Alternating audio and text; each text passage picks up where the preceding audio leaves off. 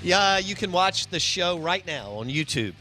Search Out of Bounds Sports. Welcome in, welcome in. The SEC Insider Hit this morning is brought to you by Eye Care Professionals. Dr. Kirk Jeffries and the team on Lakeland Drive. Blade-free LASIK and cataract surgery. Eye Care Professionals and Dr. Kirk Jeffries. That's Eye Care Professionals and Dr. Kirk Jeffries on Lakeland Drive. We're streaming live on the Out of Bounds radio app.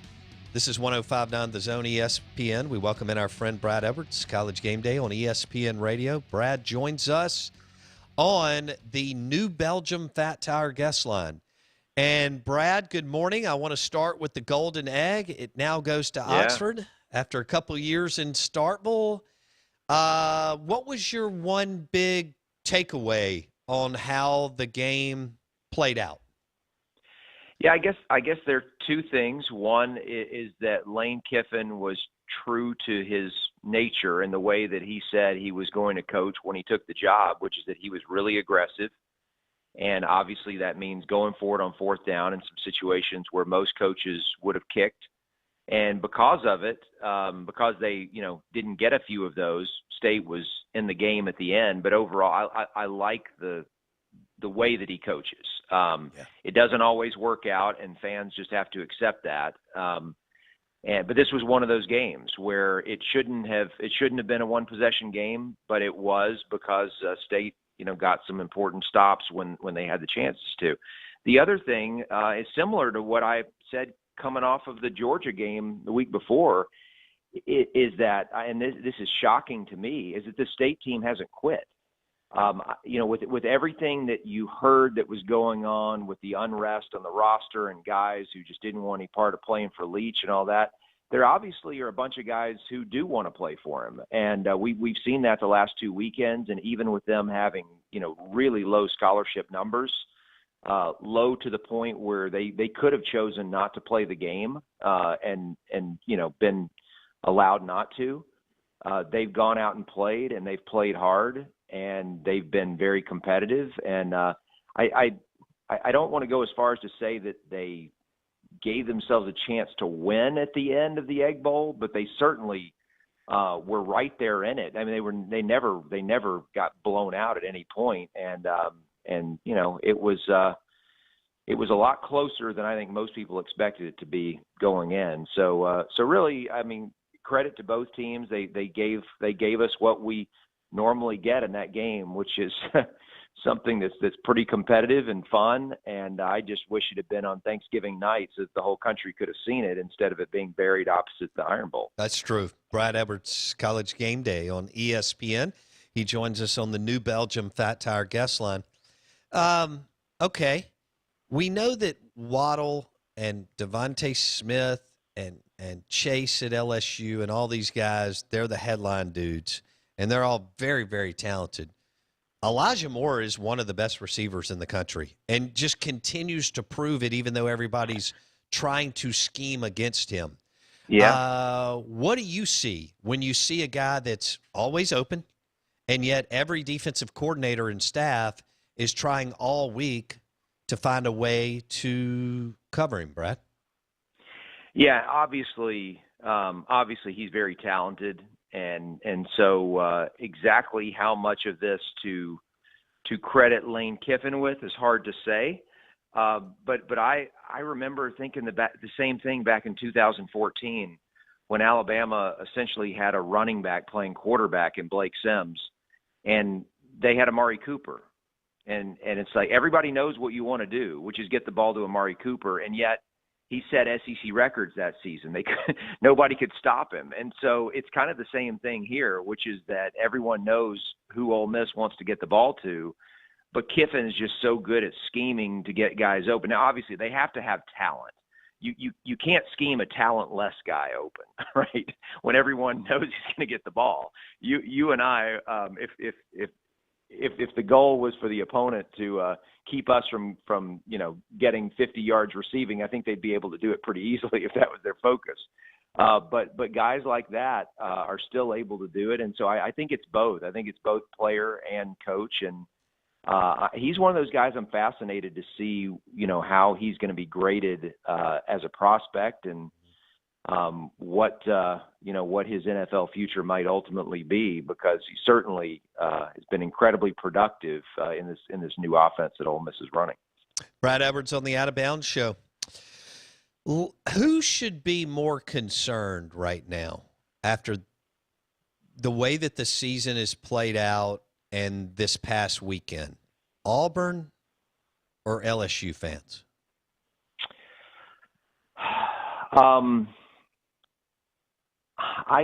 This is a tough one. I was about to say Auburn, and then I switched. And I was about to say LSU, and now I'm not sure. I think for LSU fans, what you worry about is that what you saw last year was an aberration. Now, I know for most LSU fans, you're not going to think that, because you won a national championship in 2003, you won another one in 2007, and you win in 2019. And even if, this is a bad year, you're going to say, okay, COVID opt-outs, all the guys that were lost in the previous year, et cetera. It's LSU. And I do agree that it's LSU. There's only so low that they could possibly get on the talent scale, which basically means that it's unlikely that once non-conference play returns and we're back to 12-game schedule, that you would ever see LSU go much worse than 8-4. That feels like it's kind of the floor for them in any normal situation. So it's not like they could get really bad, but what they thought after last year is that they had caught Alabama. And I think any LSU fans with their eyes open would notice that, look, Alabama didn't lose as much as LSU did from last year, but Alabama lost a lot too. They had four players off their offense from last year taken in the top 15 picks of that draft. And they're still the best offense in college football right now. So there's something that Alabama has that LSU still doesn't have, despite winning the national championship. And I think this coming Saturday is going to be possibly one of the most embarrassing losses that they have ever suffered at Tiger Stadium in the history of that program. So I think LSU fans, if they're not there right now, I think they're going to be there at that point where they're starting to get worried about whether Coach O can sustain this starting next, like I said, starting next Sunday if they're not already there this week. But then on the Auburn side, I think your concern, if you're Auburn, I think it comes down to whether or not you believe in Bo Nix. If you believe that Bo Nix can be an All-America caliber quarterback, then you're probably not as concerned, because you're looking at how young they are at a lot of positions, and you're thinking they're going to be better next year. And they should be. They should be better next year. But the question is the quarterback good enough for them to ever be anything close to what Alabama has been for, the last few years, and basically what football is now, where it's so quarterback driven? What's your ceiling with Bo Nix? I don't think it's as high as a lot of Auburn fans might think it is, because I don't think he's the guy. No. So I think that's where if you're an Auburn fan and you don't think Bo Nix is the guy, then I think you're also concerned. Who's more concerned? I have no idea. Yeah. No, I agree with you, Brad. Gus hung his hat on a legacy, a lot of hype, Birmingham metro area, dad, all that. And, there's one guy starting at Liberty and Gatewood's at Kentucky. And, there were some other options. That's what Gus Malzahn decided to do. Good point on LSU. Sarkisian's so good, and LSU just doesn't have that kind of guy on offense. So it's going to be interesting to see. First of all, if they don't if this game gets played this weekend and LSU is embarrassed. What's the point spread, by the way? Have you seen? No, but Blake's looking it up. I read yesterday that it opened at 25 and it got bet up to 28. Good. Pretty quickly, and that was before Terrace Marshall opted out. I think Alabama's going to be a 30-point favorite when this thing closes, and I think they're going to cover. I mean, to me, I don't see how that LSU team that I watched the other night, because that was pathetic, impotent offense by Texas A&M. Yeah. I was. I had not They changed the regress subject. back. Right? Alabama's a I was gonna say 28.5-point favorite. 28.5. Okay, not to change the subject because we were talking about Alabama and LSU, but watching A&M the other night, prior to that break that they kind of had to take because of COVID-related cancellations, I thought they were finally starting to look like a team that was as good as where they're ranked, and that was embarrassing the other night what their offense did against. We know that's not a good defense that LSU has, and they were just. I mean, they scored one offensive touchdown against them. There is. I don't know where they'll end up, but there is no way Texas A&M is anywhere close to being one of the 4 best teams in the country. No. And I don't know what to chalk that up. I thought they were going the right direction. I know they've been off for a while. So you got to kind of weigh and balance that, Brad, as far as. Yeah, I mean, there's that, and it was raining and whatever, but it's just like, I mean, Kellen Mond was he completed like 30% of his passes against one of the worst pass defenses in the country. Like that was. By the way, they have arguably the best cornerback in the country, and they're still one of the worst pass defenses in the country. That tells you how lacking LSU is everywhere else. So, so that brings it back to this Saturday. I tell you what, though, there's one thing about this game that interests me as far as just kind of looking down the road for Alabama. It's that as long as Stingley is still out there for LSU, since Jalen Waddle went down, Alabama has become, I don't want to say a one-trick pony because they obviously have Najee Harris and they run the ball really well. But their passing game, it's just Devontae Smith. I mean, they last year you had the 4-headed monster and they had the 2 guys, and even Mechie was lighting people up earlier this year. Mm-hmm. Since the Waddle went down, Mechie has become much less of a factor. He's not hitting the big plays that he used to. It's pretty much just we talked about this with Elijah Moore. Like, that's what Alabama is right now. It's if you can just find a way to stop Devontae Smith, you got a chance against Alabama's offense, but nobody can stop Smith. If Stingley can't stop him, then nobody can. But if Stingley does take him out for a lot of the plays, what is going to happen to Alabama's offense? I don't know. Maybe they can just run on LSU. I'm not sure, but that's the one thing about this game that I'm interested to see is what does Mac Jones look like if Stingley does a really good job of taking away Devontae Smith. You know, Brad Edwards on the Out of Bounds show, what if Auburn loses, they play this game, loses to A&M? I love how everything has to be couched with if they play this game these days. But you're right. I mean, you're right to do that because that's where we are. So A&M and Auburn, if they lose, and A&M didn't look good either, right? So this could go either way. But, I mean, if they lose, if they play Mississippi State December 12th in Starkville, I know MSU isn't good, but neither is Auburn. And, I mean, this could all of a sudden snowball on Malzahn, Brad. Yeah, I don't think he's out of the woods yet as far as, keeping his job for another season. It's amazing how we have these conversations every single year and how much they ebb and flow within any given season. But it's been a few weeks since they had a big win, and obviously that was an embarrassing loss against Alabama. They were expecting to lose, but you don't want to get dominated the way that they did. And now A&M comes in, and everyone knows A&M's not close to as good as Alabama. And so if you lose to A&M, now you're what? You're 5-4, I think, if you're Auburn. And you're right. The state game is, that's for the difference between 7-3 and 5-5 in a year like this is significant. And so that all of a sudden does become a huge game. And a few weeks ago, I would have said, State's not going to score more than 10 points on Auburn because they weren't scoring more than 10 points on anybody. But the way that they've kind of regathered themselves in recent weeks, and especially if they get healthy, and I don't know how many more guys they have that can get back on the field, but you figure State, if anything, could be a little bit better. And yeah, I mean, if Auburn's, kind of got its head down because they're in lost 2 in a row and whatever it is. And, who knows? I'm not saying that that's impossible. So Gus better rally the troops here. Brad Edwards on the Out of Bounds Show. He joins us on the New Belgium Fat Tire guest line. Okay, Texas. Friday, Matt Campbell coaches circles around Tom Herman. Things don't look good. What do you make of what could happen at Texas over the next few weeks, Brad? We'll get to Michigan in a minute.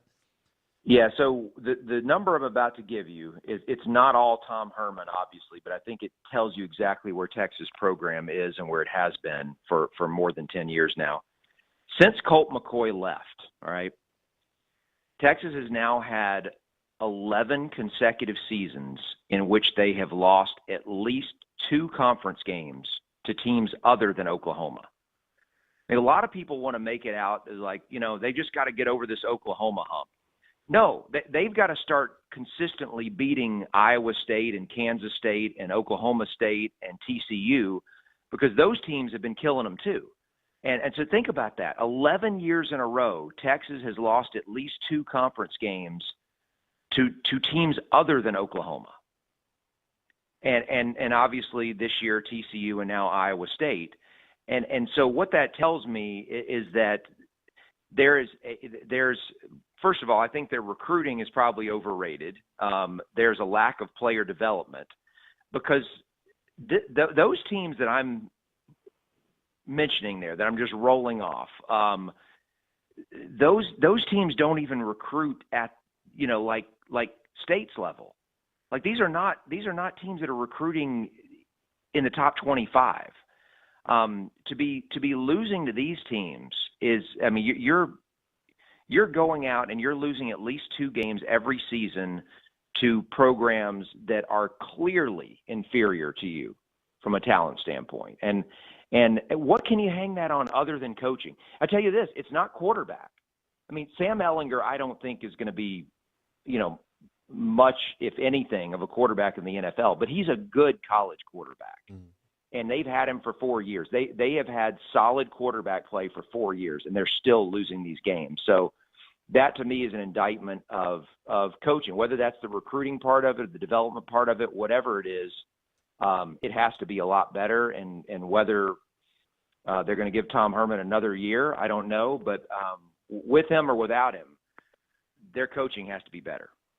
Brad Edwards on the Out of Bounds Show, recapping the weekend. All right, Penn State takes a knee on Michigan, and Penn State's not any good. So that's probably, I mean, the word on the street is that will be it. I think that they'll allow Harbaugh to kind of exit, do this himself or whatever, a mutual parting of the ways. All right, so I want to throw this out at you. You've touched on this too. We rely on you and Bartu a lot. Bartu has said it's Michigan. It's something there that we can't put our finger on. That Rich Rod is an excellent coach and couldn't win there. Harbaugh's an excellent coach and couldn't win there. And actually, Brady Hoke is a pretty darn good coach and couldn't win there. He says it's not the coaches, it's Michigan. What do you see, Brad? Well, one thing that's confused me, and I don't know if this plays into what he's saying, but when you look at Michigan's inability to beat Ohio State, and this isn't just Harbaugh, this is going back obviously for what is they like one of the last 15 or 16, something ridiculous like that. I mean, Michigan recruits at a pretty high level. It's not like they don't have any players. Now, sure, Ohio State has better players, but I think the gap in talent between them is pretty similar to the gap in talent between Alabama and Auburn. And somehow Auburn has managed to win, what I'm trying to think, is 4 of the last 10 or 11. Right. I guess, yeah. That's a good point. Maybe it's 4 of the last 11 against Alabama. They're 4-7 in the last 11. Okay, I mean, and this is against Saban. Okay, so if Auburn can manage to beat Alabama every now and then, why can Michigan not manage to do it against Ohio State every now and then? And once again, it's more than one coach. So I don't know if you can hang it on coaching. It's more than one coach for Ohio State. It hasn't been the same guy there the whole time. So I don't know. I think it has to be infuriating to Michigan fans. I know it is. But I don't know what the answer is, and I do think this is the end of the road for Harbaugh. I don't think they're gonna fire him because I think they want him to coach against Ohio State, because anyone who's still out there arguing for Harbaugh, they want this to be, exhibit, I don't know, Z at this point. I don't know how many, that it's time for him to go. Right. Because they are, by the way, Michigan is now 9-10 in its last 19 games against Power 5 opponents. 8 of those 10 losses have been by double digits. Yikes. That's bad. And so it's just going in a completely different direction. I mean, look, even a year ago, I would have told you Michigan is a lot better team than they were when Harbaugh took over. I mean, you can complain all you want about not beating Ohio State, not winning the Big Ten, but they were clearly a lot better than when he took over. I don't know if you can say that now. Our FPI, Football Power Index, rates the teams every year based on how you compare to an average FBS team. So right now, Michigan is considered to be 5 points better than an average FBS team. That is the lowest that Michigan's program has been in any week since the very end of the Rich Rod era. Okay, so Harbaugh now has Michigan basically back at Rich Rod level. That's an issue. So I would think Texas will make Urban Meyer tell him no. Urban won't even consider Michigan. You agree with that? Oh, Urban won't. I had someone this weekend ask me whether Luke Fickell would take the Michigan job. I'm like, the dude played at Ohio State. Like, no way. Are you kidding me? I mean, they could back up the truck, and he's not taking that job. No way Urban would. Chris Del Conte is the AD now at Texas. He was at TCU, as you know, for years. So they may actually have a guy in there that's capable of doing this. I guess Texas has made one good hire at the head coaching position in the last about 40 years. And that's, post Darryl Royal, it's really Mac Brown, right? Yeah. Brad? Yeah, that's it. I don't think there's any way to argue against that. That's incredible. Yeah. Yeah. I mean, and this is kind of the same thing with Michigan, which is that now, much more so than Texas, Michigan has the reputation for being one of college football's elite because we hear it all the time. Most wins in college football history. They've won one national championship since World War II, and that was a split title. Oh, man. And that was Lloyd Carr, by the way. Right. Who's never put out there as one of Michigan's all-time great coaches. No, he's not. Brad Eberts, College Game Day on ESPN Radio, joining us on the New Belgium Fat Tire guest line. Brad, thank you, buddy. Have a great week. Okay, same to you. Brad Eberts, ESPN on the Out of Bounds Show. If you missed anything, go to Apple Podcast, search the Out of Bounds Show. Also go to Facebook, search the Out of Bounds Show. Cole Kubelik and Brad Eberts were both great on the battle for the Golden Egg. Ole Miss has it for at least a year, 31-24. We'll be back tomorrow. Tom Luganville at 7:30. See ya.